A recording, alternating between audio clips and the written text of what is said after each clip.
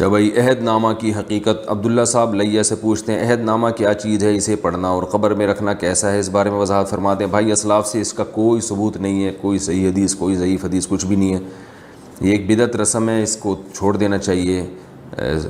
جو ہمیں شریعت نے دفن کا طریقہ بتایا ہے، میت کو کفن دینے کا، غسل دینے کا، اور اس کے بعد دفن کر کے مٹی ڈالیں، دعا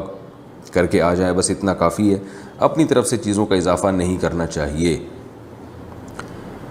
محمد امن میرٹھ سے پوچھتے ہیں، مسبوق بقیہ نماز کیسے پڑھے گا؟ اگر جماعت کی کچھ رکعتیں رہ گئی ہوں تو آخری قعدہ میں امام کے ساتھ التحیات اور دعا و درود بھی پڑھے گا، یا صرف التحیات پڑھ کر امام کے ساتھ سلام پھیرنے کا انتظار کرے گا؟ نیز باقی رکعتیں کس طرح پوری کرے گا؟ یعنی اگر کسی شخص کی امام کے ساتھ کچھ رکعتیں رہ گئی ہوں تو پوچھ رہے ہیں کہ باقی نماز کیسے پڑھے گا؟ تو پہلی بات تو یہ کہ امام کا جو آخری قعدہ ہوگا جس میں امام التحیات بھی پڑھتا ہے، درود شریف اور دعا بھی، تو جس کی رکعتیں نکل گئی ہوں وہ التحیات پڑھ کے خاموش ہو جائے، آگے درود شریف اور دعا نہ پڑھے۔ پھر امام صاحب جب سلام پھیریں تو جب دوسرا سلام پھیرنے لگیں تو یہ اللہ اکبر کہہ کے کھڑا ہو جائے، اس کے بعد یہ ثنا پڑھے، پھر اعوذ باللہ من الشیطان الرجیم پڑھے، پھر بسم اللہ الرحمن الرحیم پڑھے، پھر سورہ فاتحہ پڑھے، پھر سورت ملائے۔ پھر اگر یہ رکعت تھی 4 رکعتوں والی نماز، اور یہ نماز جو امام کے ساتھ اس نے پڑھی ہے 4 رکعتوں والی نماز ہے، اور اس کی 1 رکعت رہ گئی ہے، تو یہ سمپل رکوع کرے گا، رکوع کے بعد قومہ میں جائے گا، پھر 2 سجدے کرے گا اور التحیات پڑھے گا، التحیات کے بعد درود شریف دعا پڑھ کے دونوں طرف سلام پھیر لے گا اور نماز ختم ہو گئی اس کی۔ یعنی 1 رکعت اگر رہ گئی ہو کسی کی، چاہے یہ 4 رکعت والی نماز ہو، 3 والی نماز ہو، 2 رکعت والی نماز ہو، 1 رکعت اگر کسی کی رہ گئی ہو تو یہ کرنا پڑے گا۔ 2 رکعت اگر رہ گئی ہیں اور نماز ہے 4 رکعتوں والی تو بھی سمپل، جب امام سلام پھیرے گا یہ کھڑا ہو کے ثنا پڑھے گا، اعوذ باللہ بسم اللہ کر کے سورہ فاتحہ کے بعد سورت ملائی، پھر رکوع سجدہ کرنے کے بعد دوبارہ کھڑا ہو جائے سیدھا، پھر سورہ فاتحہ پڑھے، بسم اللہ الرحمن الرحیم پڑھے، پھر سورہ فاتحہ پڑھے، پھر بسم اللہ پڑھ کے سورت ملائے، پھر رکوع کرے، اور آخر میں التحیات درود شریف دعا پڑھ کے سلام پھیر لے۔ یہ اس کی حالت بتا رہا ہوں جو 2 رکعتیں رہ گئی ہوں کسی کی۔ اور اگر کسی کی 3 رکعتیں رہ گئی ہوں تو پھر یہاں تھوڑا سا ٹیکنیکل، عام لوگوں کو پتہ نہیں ہے تو اس میں تھوڑا سا لوگ الجھ جاتے ہیں، اس کو خوب اچھی طرح سمجھیں کہ اگر کسی کی امام کے پیچھے 3 رکعتیں رہ گئی ہوں تو یاد رکھیں امام نے یا تو 3 فرض پڑھے ہوں گے یا 4 فرض۔ ظاہر ہے فجر کی نماز میں تو 3 رکعتیں نہیں رہ سکتی نا، تو مغرب کی نماز میں رہ سکتی ہیں، یا یہ جو ہے ظہر عصر اور عشاء کی نماز میں۔ تو مغرب کی نماز میں اگر 3 رکعتیں رہ گئی ہیں تو بھی بہت آسان ہے،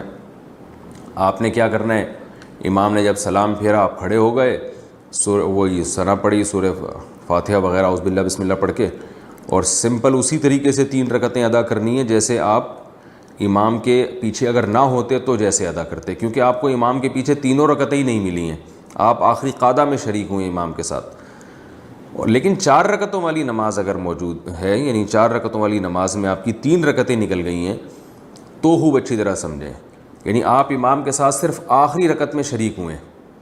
تو اب آپ نے یہ کرنا ہے کہ امام نے جیسے ہی سلام پھیرا آپ کھڑے ہو گئے، آپ نے ثنا پڑھی، اعوذ باللہ بسم اللہ پڑھ کے سورہ فاتحہ پڑھی، سورہ فاتحہ کے بعد سورت ملائی، پھر رکوع کیا، پھر قومہ کیا، پھر 2 سجدے کیے۔ اب 2 سجدوں کے بعد آپ کو اختیار ہے، چاہے تو التحیات میں بیٹھ جائیں اور چاہے تو سیدھا کھڑے ہو جائیں، التحیات چھوڑ دیں۔ اگر آپ التحیات میں بیٹھ گئے تو پھر آپ التحیات پڑھیں، التحیات پڑھ کے پھر کھڑے ہو جائیں، پھر کھڑے ہونے کے بعد سورہ فاتحہ پڑھیں اور ساتھ میں سورت بھی ملائیں، کیونکہ یہ آپ کی دوسری رکعت ہے اور دوسری رکعت میں سورت بھی ملانی پڑتی ہے۔ سورت ملائیں، رکوع سجدہ کریں، رکوع سجدے کے بعد پھر دوبارہ کھڑے ہو جائیں، کیونکہ قعدہ آپ پہلے ہی سے کر چکے ہیں، تو اب آپ دوبارہ کھڑے ہو جائیں، دوبارہ یہ آپ کی آخری رکعت ہے، یعنی تیسری رکعت ہے یہ آپ کی، جو کہ آخری ہے۔ تیسری اس لیے کہ چوتھی رکعت تو آپ امام کے ساتھ پڑھ چکے ہیں، تو یہ آپ کی تیسری رکعت ہے، تو اس تیسری رکعت میں وہی کرنا ہے جو تیسری رکعت میں فرض نماز کی تیسری رکعت میں کیا جاتا ہے، کہ بسم اللہ پڑھ کے فاتحہ پڑھیں اور سورت ملائے بغیر رکوع کر لیں، اور پھر رکوع سجدہ کرنے کے بعد سلام پھیر لیں۔ یہ بھی ایک طریقہ ہے۔ دوسرا طریقہ یہ ہے کہ آپ نے 3 رکعتیں آپ کی رہ گئی تھیں امام کے پیچھے 4 رکعت والی نماز میں، تو امام نے جب سلام پھیرا آپ کھڑے ہو جائیں, کھڑے ہو کے سورہ فاتحہ پڑھیں, اس کے بعد یعنی پہلے ثنا پڑھیں, سورہ فاتحہ پڑھیں, پھر سورت ملائیں, پھر آپ رکوع کریں, پھر سجدہ کریں. رکوع سجدہ کرنے کے بعد آپ بیٹھیں نہیں بلکہ کھڑے ہو جائیں, یہ طریقہ بھی جائز ہے. اور جب آپ کھڑے ہو گئے تو پھر آپ نے پھر سورہ فاتحہ پڑھی, پھر سورت ملائی, اس کے بعد پھر آپ رکوع سجدہ کر کے اب آپ بیٹھنا پڑے گا آپ کو, کیونکہ اس سے پہلے والی رکعت میں آپ نے قاعدہ نہیں کیا. تو آپ بیٹھ کے سورہ التحیات پڑھیں, یعنی التحیات التحیات للہ والصلوات والطیبات, یہ مکمل کرنے کے بعد پھر آپ دوبارہ کھڑے ہو جائیں, اور کھڑے ہونے کے بعد آپ نے سورہ فاتحہ پڑھی اور سورت نہیں ملائیں, پھر اس طرح رکوع سجدہ کر کے اپنی نماز کو کمپلیٹ کریں. امید ہے سمجھ میں آ گیا ہوگا, نہیں آ گیا ہوگا تو پھر دوبارہ رابطہ کریں انشاءاللہ. اچھا بھائی, کیا والد کا حج اولاد کے لیے کافی ہے؟ کلیم اللہ صاحب یو پی سے پوچھتے ہیں, میں حج کرنے کا ارادہ رکھتا ہوں لیکن والد کہتے ہیں کہ ہم حج کر چکے ہیں اس لیے تم پر حج فرض نہیں ہے,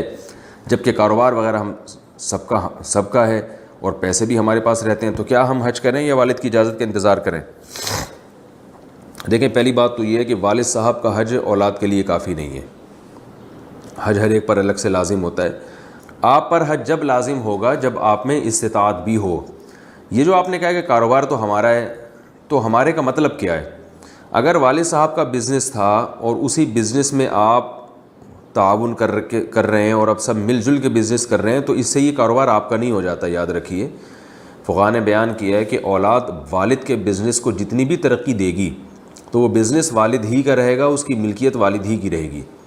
تو یہ کاروبار آپ کا ہے کا مطلب اگر انویسٹمنٹ آپ نے اپنے پیسوں سے بھی کی ہے تو پھر تو آپ بھی شریک ہو گئے. اگر آپ کی انویسٹمنٹ اپنے ذاتی پیسوں سے نہیں ہے تو یہ ابا ہی کا کاروبار ہے, تو اس کاروبار کی وجہ سے آپ پہ حج فرض نہیں ہوگا.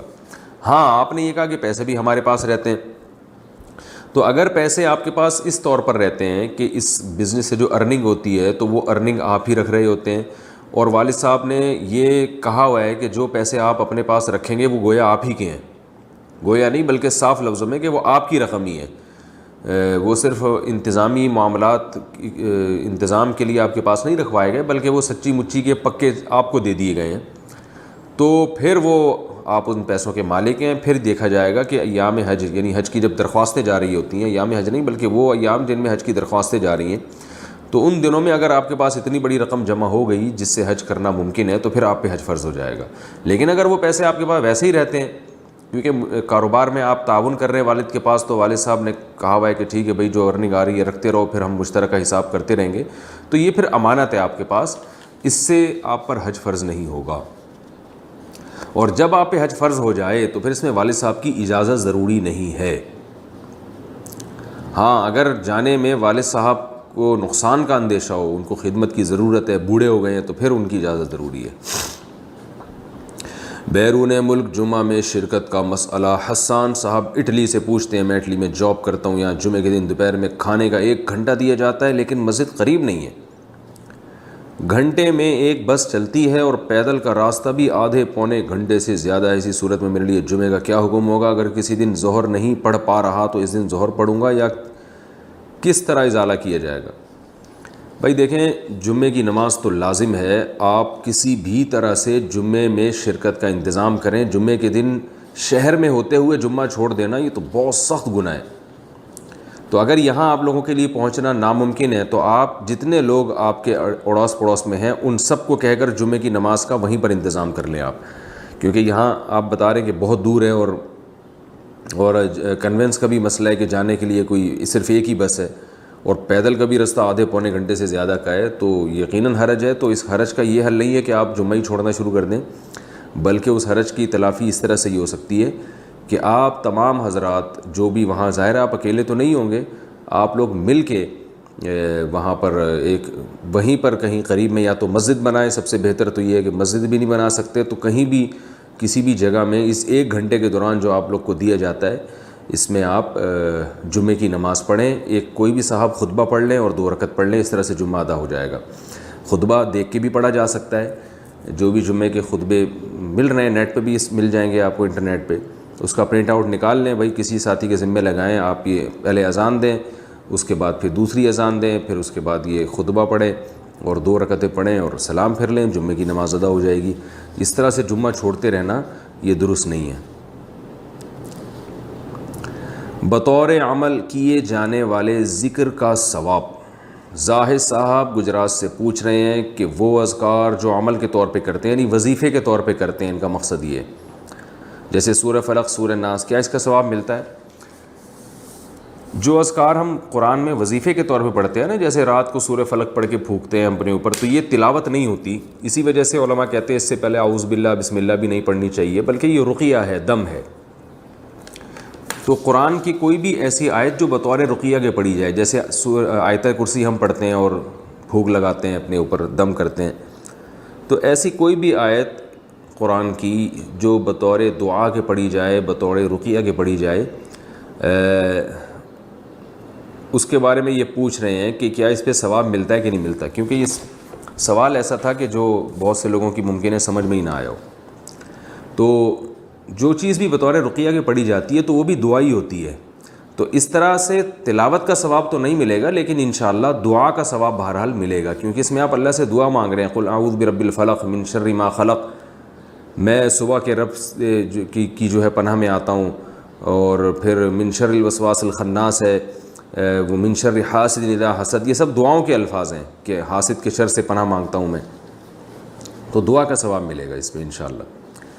کیا زبان سے نیت کرنا ضروری ہے؟ ابرار احمد سومرو سکھر، نماز کی نیت کا کیا حکم ہے؟ دل میں نیت کافی ہے یا لفظوں میں سے نیت کرنا ضروری ہے؟ دل میں نیت کافی ہے، زبان سے نیت کو اگر کوئی ثواب سمجھے گا تو یہ بدعت ہے۔ تو نماز میں زبان سے نیت کرنا اسلاف سے، صحابہ سے ثابت نہیں ہے۔ البتہ مطلق نیت وہ الفاظ سے بھی ثابت ہے، ہم جب حج عمرے کے لیے جاتے ہیں تو لبیک اللہم لبیک کہہ کے ہم جو ہے وہ باقاعدہ زبان سے نیت کرتے ہیں کہ اے اللہ میں عمرے کی نیت کر رہا ہوں یا میں حج کی نیت کر رہا ہوں، اور یہ والی زبان سے نیت حدیث سے ثابت ہے۔